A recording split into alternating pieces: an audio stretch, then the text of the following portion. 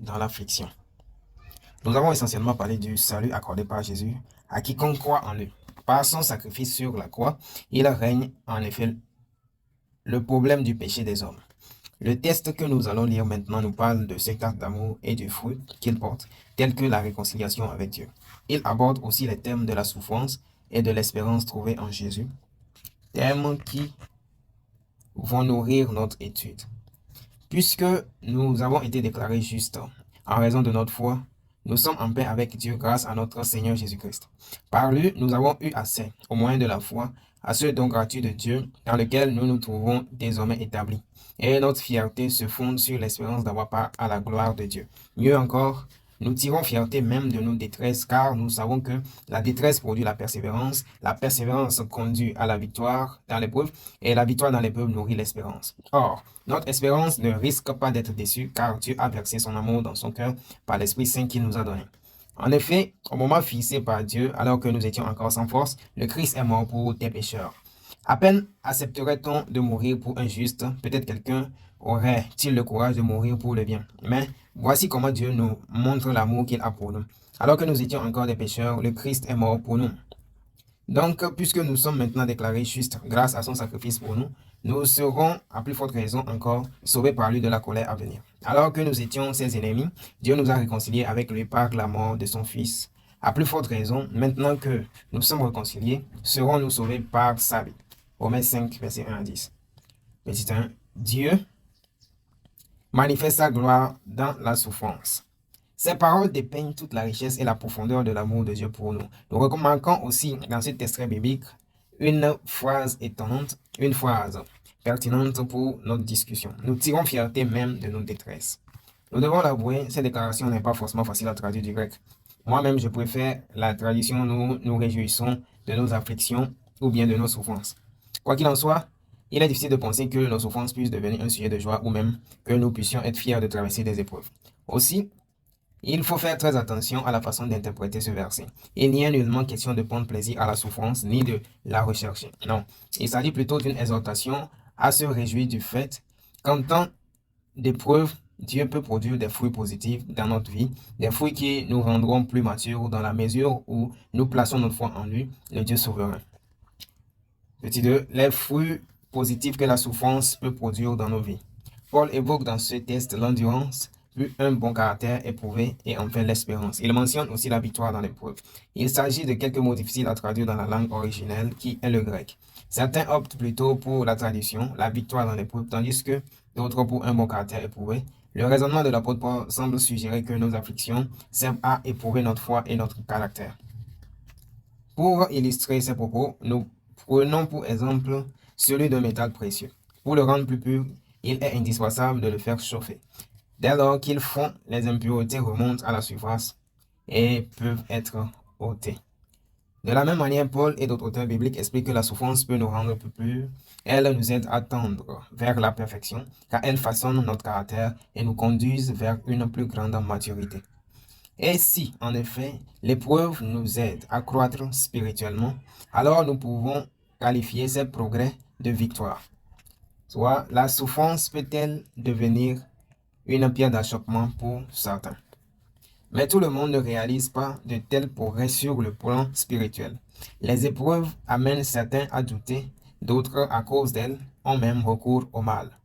Pour les uns, les difficultés peuvent devenir un obstacle à leur croissance spirituelle, alors que pour d'autres, elles servent comme de tremplin, leur permettant de faire un grand bond en avant et de cheminer vers une plus grande maturité spirituelle.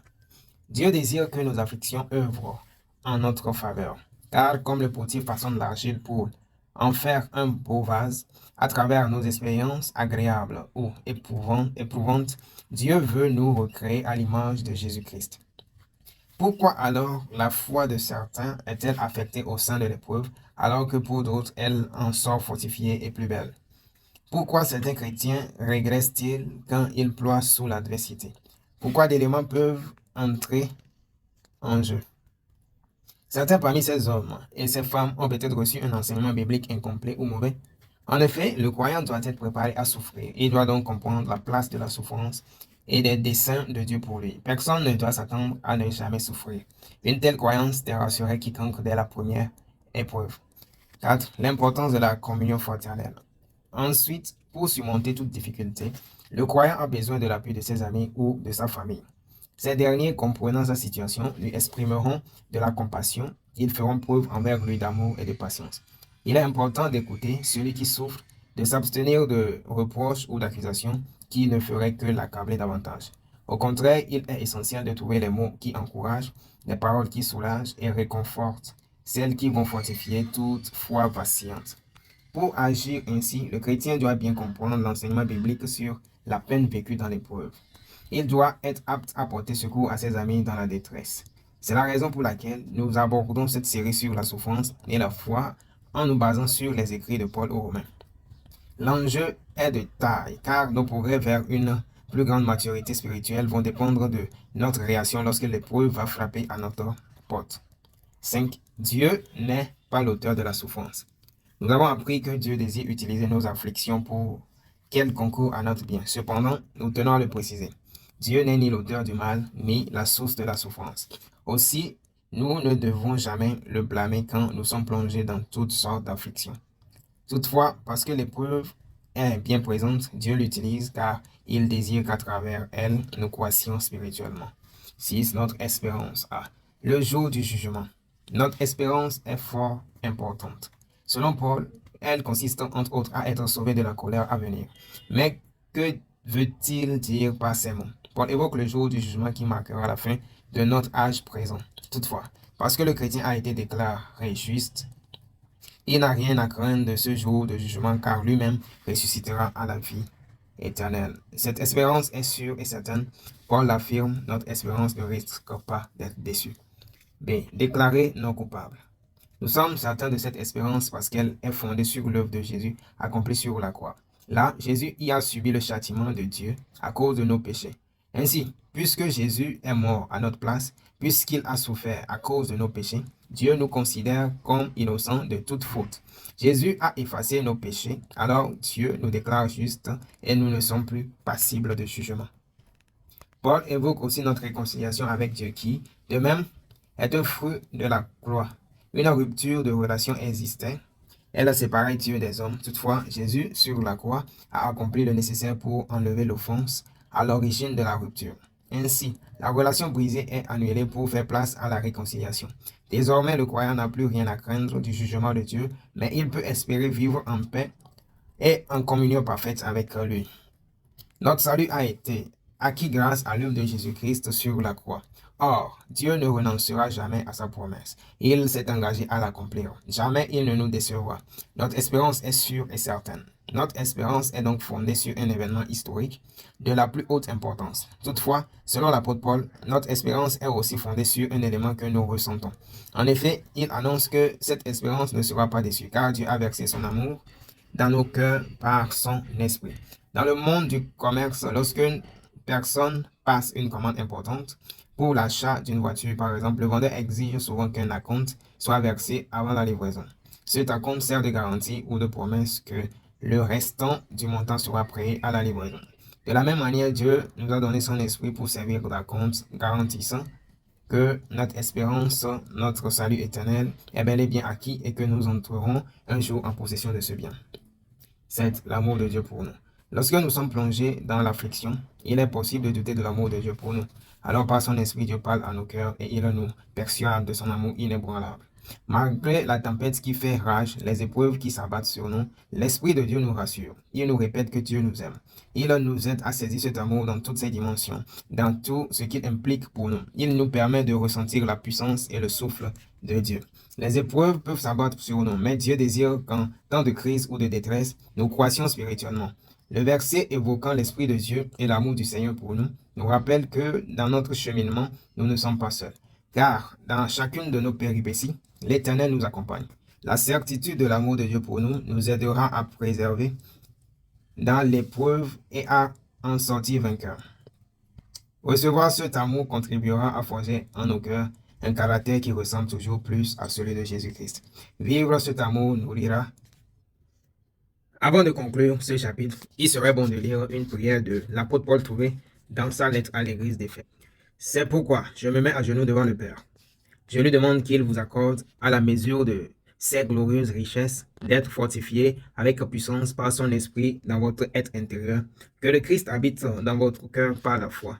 Enraciné et solidement fondé dans l'amour, vous serez ainsi à même de comprendre avec tous ceux qui appartiennent à Dieu combien l'amour du Christ est large, long, élevé et profond.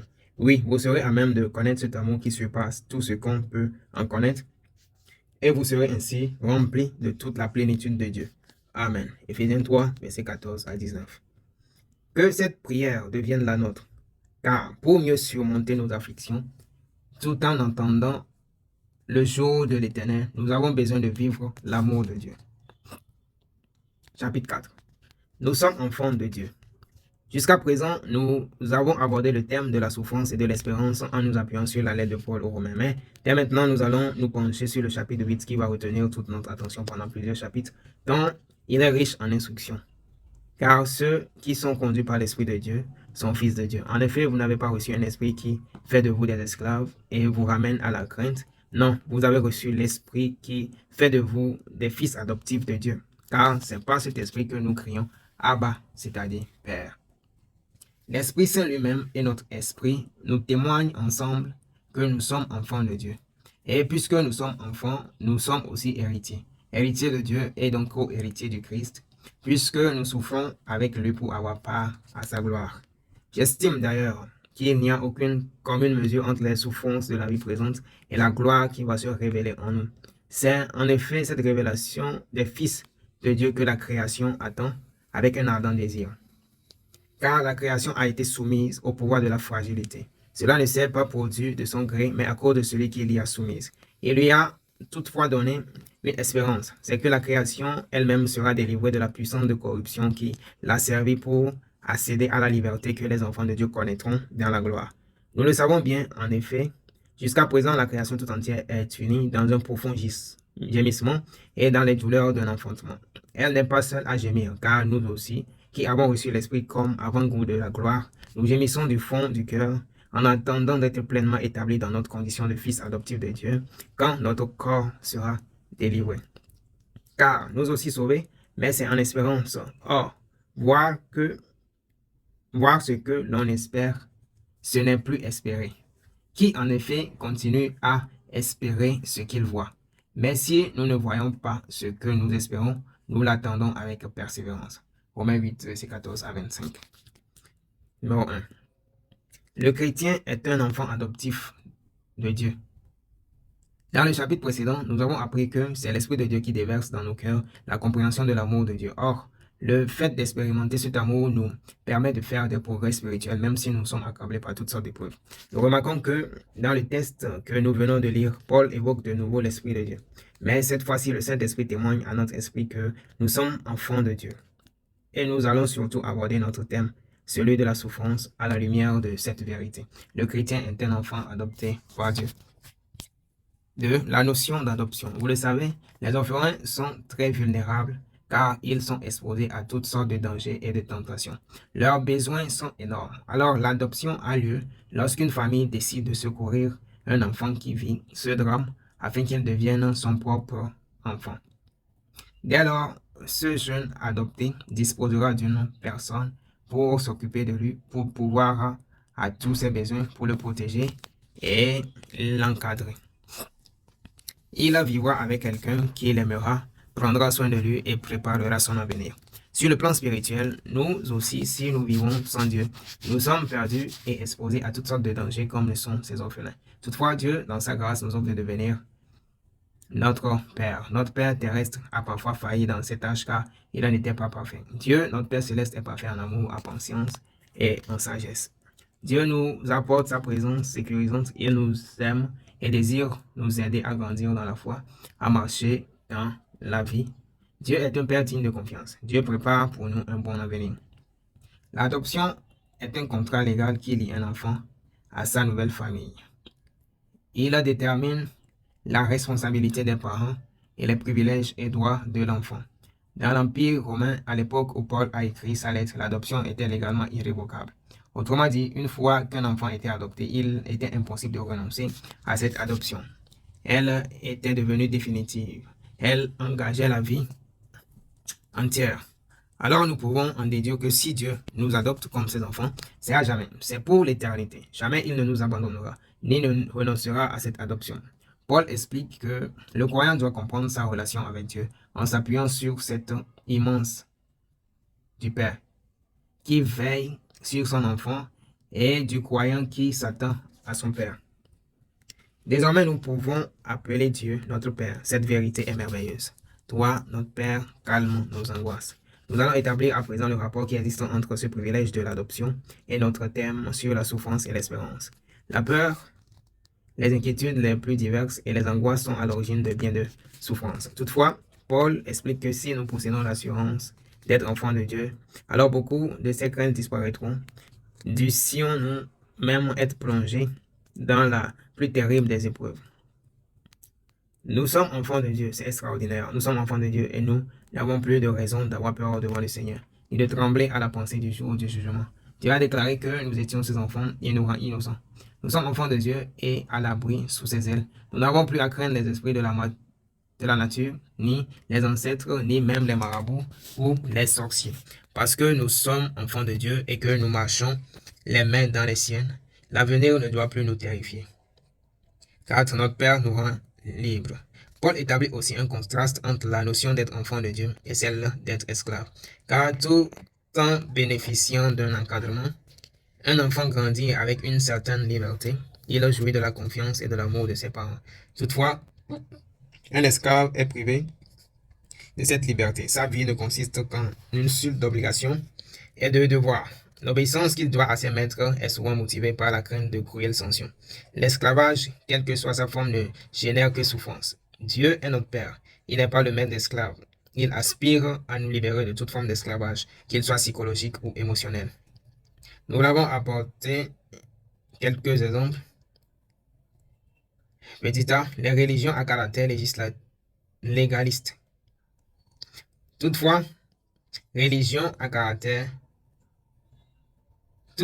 caractère légaliste devient une sorte d'esclavage.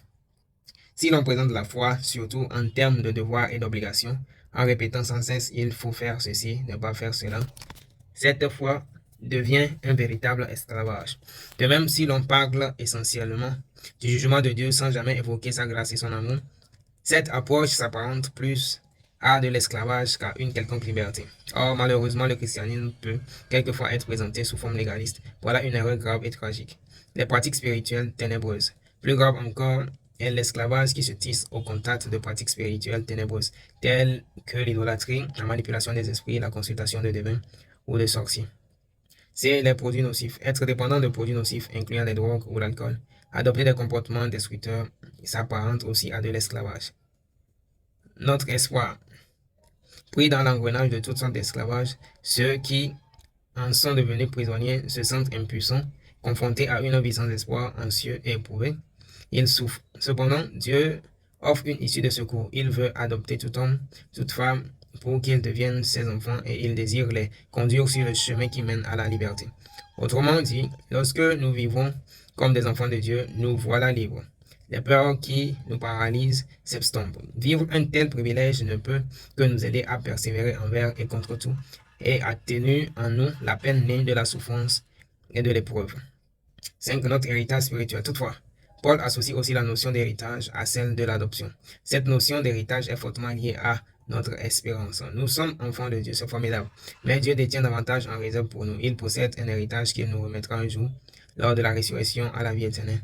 Cet héritage est lié au dessein de la création qui sera elle aussi délivrée de sa condition actuelle. Toutefois, Paul fait remarque surprenante et intéressante au sujet de la souffrance de l'espérance. Elle se trouve au verset 18. J'estime d'ailleurs qu'il n'y a aucune commune mesure entre les souffrances de la vie présente et la gloire qui va se révéler en nous. Paul rappelle que cet âge présent marqué par la souffrance disparaîtra un jour pour laisser la place à un âge éternel caractérisé par le bonheur et la gloire.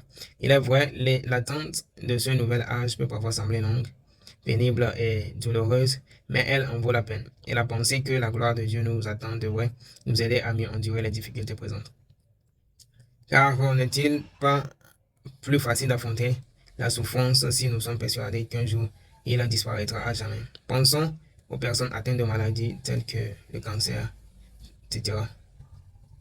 Elles doivent endurer des traitements pénibles tels que la chimiothérapie, exemple. Toutefois, l'espoir de guérir les aide à tous surmonter. En effet, la souffrance, l'épreuve deviennent plus supportables lorsque nous savons qu'elle ne durera pas à jamais, mais qu'elles seront suivies par la gloire incomparable et merveilleuse que Dieu nous révélera bientôt. 6. Nous sommes co-héritiers avec Christ. Pour comprendre que nous sommes co-héritiers avec Christ, nous devons revenir à la notion de l'adoption et de la famille. Un enfant adopté doit à son tour accepter les valeurs que sa famille adoptive. Il doit suivre les mêmes principes, les mêmes objectifs qu'elle. Jésus-Christ, quant à lui, a souffert parce que le monde s'est opposé à lui. Toutefois, sa souffrance fut suivie par la gloire de sa résurrection. Le croyant, en tant qu'enfant adopté par Dieu, doit s'attendre à vivre un cheminement similaire. Du fait qu'il désire ardemment marcher avec Jésus et qu'il soit issu de la même famille que lui, il rencontrera opposition et rejet semblables à ceux manifestés contre le Christ. Le monde n'aime pas notre nouvelle identité. Il méprise notre apparence à Dieu, appartenance à Dieu. Toutefois, tout comme Christ est ressuscité, qu'il est passé de la mort à la gloire éternelle, nous ressusciterons aussi un jour pour vivre sa gloire. L'apôtre Paul le déclare dans sa deuxième lettre adressée à l'église de Corinthe. En effet, nos détresses présentes sont passagères et légères par rapport au poids insurpassable de gloire éternelle qu'elle nous prépare. De Corinthiens 4, verset 14. La souffrance disparaîtra un jour pour faire place à la gloire éternelle de Dieu. Voilà l'espérance de ces enfants. Nous expliquerons quelle est la nature de cet héritage, de cette gloire que nous vivrons. En attendant, nous voulons surtout insister sur le fait que le chrétien est un enfant de Dieu. Nous voulons démontrer comment cette vérité peut atténuer notre souffrance, comment elle peut fortifier notre espérance.